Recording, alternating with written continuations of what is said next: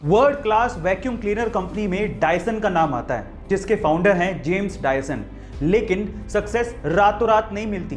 मैं आपकी जानकारी के लिए आपको बता दूं कि डायसन को सिर्फ वैक्यूम क्लीनर का प्रोटोटाइप बनाने में 15 साल का समय लगा और वो कम से कम 5126 बार फेल हुए।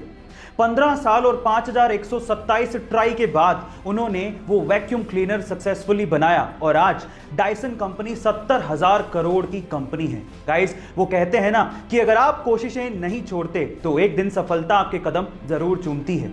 गाइस, जिंदगी में सफलता ऐसे नहीं मिल जाती, उसके लिए बहुत सी चीजों को जानना और समझना पड़ता है। उन्हीं में से 3 चीजें आज मैं आपको बताता हूं। नंबर 1, सबसे पहले सफलता पाने के लिए आपको अपना माइंडसेट बदलना पड़ेगा, क्योंकि इस दुनिया में वो चीज आपको नहीं मिलती जो आप चाहते हो, बल्कि वो चीज मिलती है जो आप हो। दूसरा, OQP का प्रयास जरूर करो। OQP क्या है? Only quality people. अपने आप को सिर्फ क्वालिटी लोगों के साथ सराउंडेड रखो। और तीसरा, अगर आप वाकई में सक्सेसफुल होना चाहते हो तो अपनी कम्युनिकेशन स्किल को ठीक करो, क्योंकि जब आप मुंह खोलते हो तो आप दुनिया को बताते हो कि आप क्या हो। गाइस, ये कुछ खाने पीने की चीजों को लेके काफी ज्यादा मिथ है। चलिए आज उसके बारे में बात करते हैं। सबसे पहला, ऐसा आपने बार बार सुना होगा कि हर दिन एक सेब खाने से आप डॉक्टर से दूर रहेंगे, लेकिन ऐसा नहीं है। सेब खाने से आपको विटामिन सी और फाइबर की पूर्ति जरूर हो सकती है, लेकिन इसके अलावा भी बहुत सारे न्यूट्रिशंस आपकी बॉडी को चाहिए रहते हैं जो कि सेब में नहीं होते। तो सेब अकेला इसकी पूर्ति नहीं कर सकता।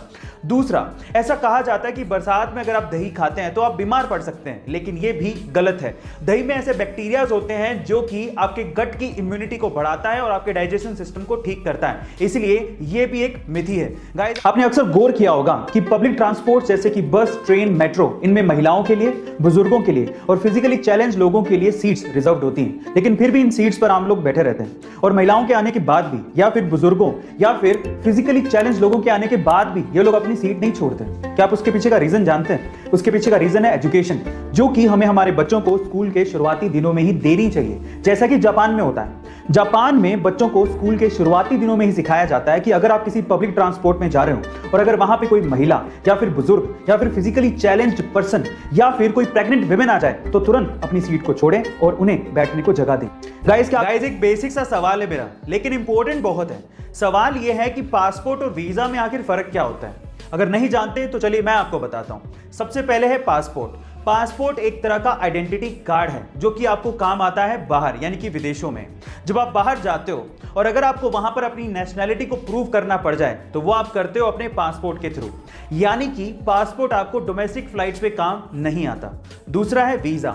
वीजा एक तरह का रिटन डॉक्यूमेंट है जो कि आपको वो देश प्रोवाइड करता है जहां पर आप घूमने जा रहे हो।